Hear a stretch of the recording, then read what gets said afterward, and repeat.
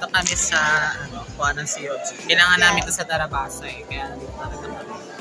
Tapos yung COR, ang ina, nawala na siya gapo. Wala. Kain guys. Okay.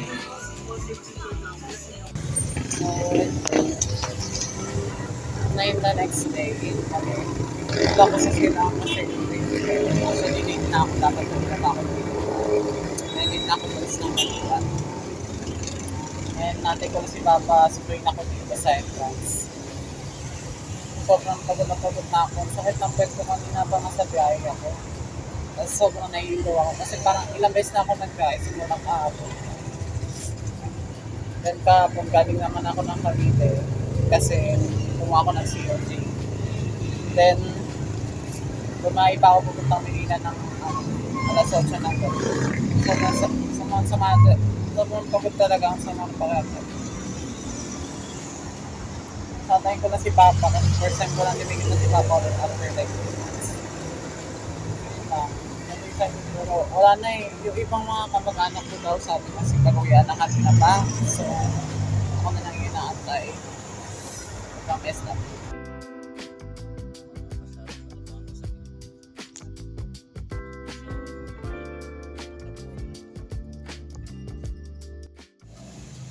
Hi guys, so this is the next day. So, nasa kaso ko na yung requirements ko para bukas sa appointment. Pero pupunta ko na sa bukas ulit. And I'm just so freaking tired. It's 11 p.m. in the evening. 11 p.m. evening, so nasa traffic na sa appointments. Narap yung COR ko, di ko makita. Tawag ako ng school bukas, gaya na naman sa ulo ng aircon na pass. Like, I don't know what I'm gonna do, but here we go. Anyways, so ayun na. I'm just gonna do all of this tonight, and tomorrow I'm going to go back to Cavite para mag-enroll, tsaka kung yung mga gamit na binigay ni Tita si Focus. Actually, kayo niya pa binigay sa akong pinsan. Kasi pumunta sila sa bahay nila kanina, ginawa yung mga gamit. So, yung kukuha na nila kung na yung gamit na binigay sa akin. Then, go back here, then may isang araw ng pagitan bago yung interview sa Darabasa na Thursday. So, yeah, just gonna do that right now. See you guys tomorrow with the program already. Apat na stuff. Thank you guys. Hi, good morning. So, going back to Cavite again for the enrollment. Okay, ipit pa yung buhok ko. Pero mamaya ko natatanggal pag nandun ako sa school para bongga yung pagkakulot ng hair ko. Kasi pag pinanggal ko na ngayon, baka mamaya mawala yung kulot. So, yun lang. Doon ako magtiwala sa buhok ko. Yung madali siya mag-wavy agad. Kaya, yun lang. This is my outfit.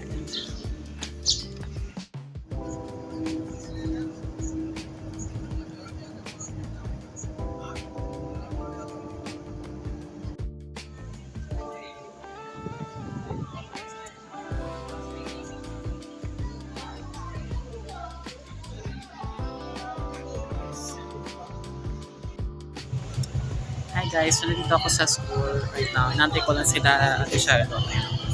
Inantay ko lang sila Ate Charlotte dumating. Kasi gusto ko sana may kasabay ako. Papunta sa interview namin para sa Darabasa. Kaya mag-apply ako ng Darabasa. Try ko lang. Pero kung hindi naman qualified, okay na kasi may work din ako. So baka di kaya sa schedule, sa everything. Dito muna sila Radiantes, pati si Lyra. Si Erica pati si Lyra kasi nga dahil nga doon, baka nga doon gumata lang doon sa schedule. Tingnan na natin kung tatry lang naman, pero kung hindi ako natanggap, okay lang din kasi syempre nga may work na din ako. So, ayun na, it's gonna be a lot. Pero ayun na, this is my outfit. Wait muna lang sila. And we're gonna go. Ayan, so ito na ako sila. Sabi ko dito muna sila antayin sa my gym. I'm just gonna wait here makunta ka dito. May enrollment nga ngayon dito pero ibang program naman na.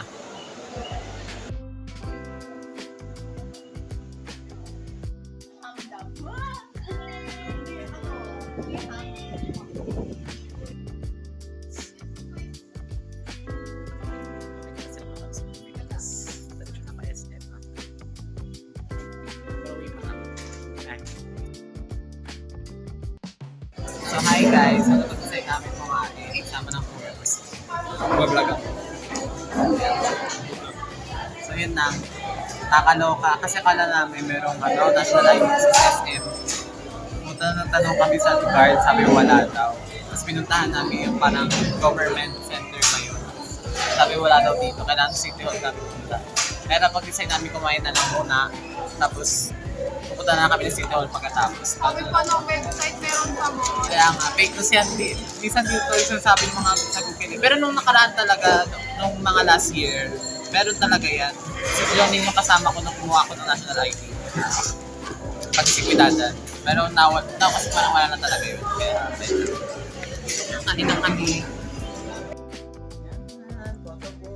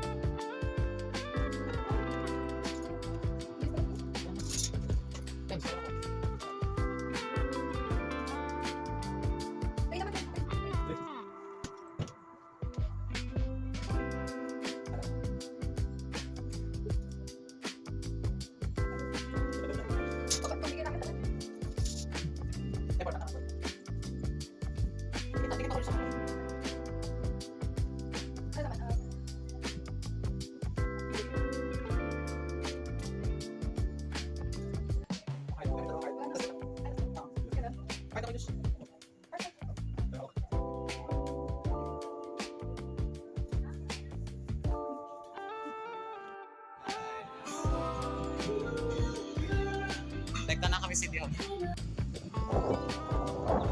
Ano to? Bibidyoan ko pa rin?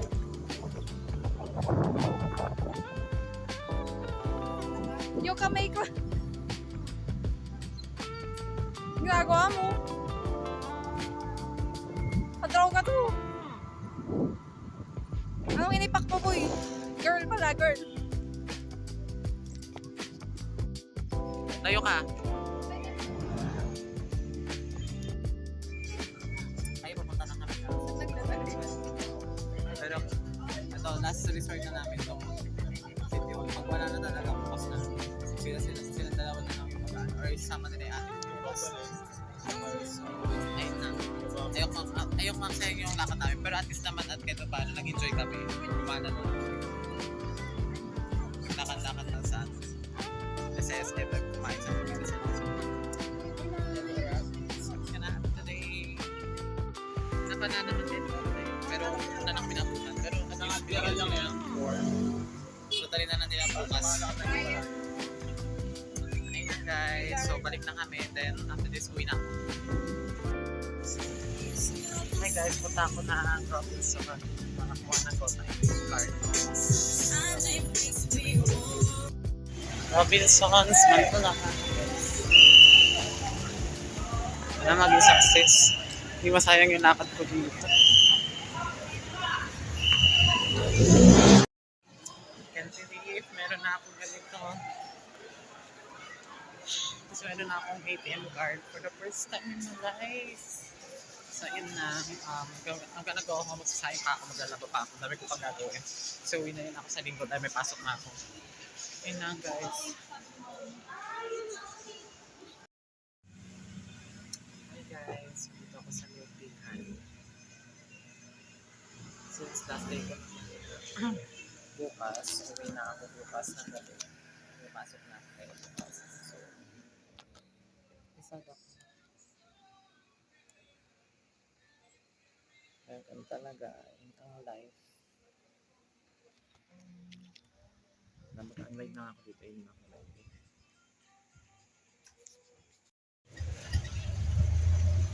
Ito yung back ko na.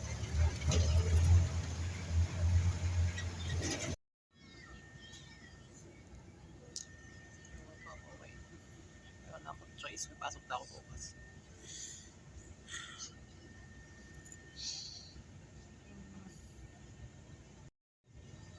Bye-bye, Manila.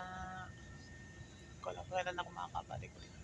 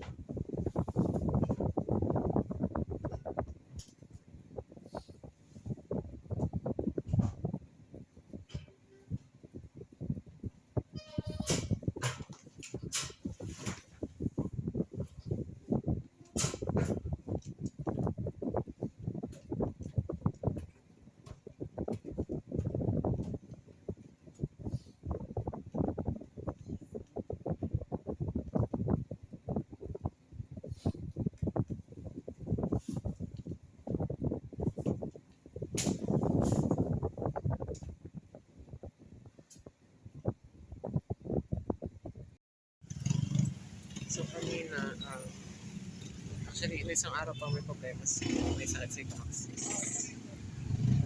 Then kanina, bago ko umalis, hindi na daw siya nagalaw. Kaya padali sila ating kakay, pati sila lolo dali siya kanina sa bed. Kasi nag-worry na sila, baka nahihingalo na. And no isang araw pa may problema si Maxi, hindi na siya kumakain, pero napansin na nila nila lolo na hindi na kumakain masyado si Maxi. Tapos ngayon, dinala siya sa bed. Parang emergency na may something yung nangyari. And, yun, basta, hindi ko rin alam ba't ako na dito ngayon. Actually, dito ako ngayon sa terminal. Natin ko sila ito natin. Added kami ng Feb Ibig event. Hindi ko alam ba't ako pumunta. Hindi ko talaga alam bakit. Pero, pwede naman hindi ko na ito ituloy sa atin. Ay, perwisyo pa ako.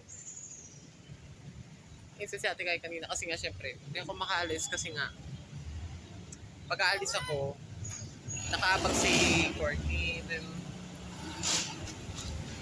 ayun, pag nagiginan niya akong malis, ano yun eh, tatakbo yun sa akin, kakagatin ako. Buti na kamo kanina, nakalabas ako ng bahay ng ligtas, hindi ako masyado yung ni Courtney. Medyo pa naramdaman ko na medyo nagiging sa akin sa tika kay konti. Yun lang. This is completely messed up. Dapat ko na natutunan yun.